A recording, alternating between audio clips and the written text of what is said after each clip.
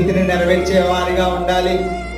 ఒక కుటుంబమే, మనము కుటుంబముగా ఉన్నప్పుడే సరిగా లేకపోతే దేవుని శరీరముగా ఉంటే ఎలా సరిగా ఉంటామని దేవుడు అడుగుతాడండి. ఎందుకని అంటే శరీరముగా ఏర్పాటు అవ్వడానికి మనము ఎలా రావాలంటే సంఘముగా ఉండాలి. సంఘముగా ఒకే కుటుంబముగా ఉండాలి. సంఘముగా ఒకే కుటుంబముగా, ఒక అవయవముగా, లేదంటే శరీరంలో ఒక భాగముగా యేసుక్రీస్తు వారికి ఉంటున్నప్పుడు, ఆయన శిరస్సై ఉన్నప్పుడు పరిశుద్ధులుగా ఇక్కడ ఉండాలి. పరిశుద్ధులుగా మనందరము కూడా ఆయన ఎలా అయితే పరిశుద్ధుడిగా ఉన్నాడో, ఆయన ఎలా అయితే పరిశుద్ధత కలిగి ఉన్నాడో, ఆ శరీరము కూడా పరిశుద్ధముగా మారాలంటే మనము కుటుంబం అందరము కూడా, సంఘముగా ఉన్న కుటుంబం అందరము కూడా పరిశుద్ధులుగా మారాలి. అలా మారదామండి వద్దా?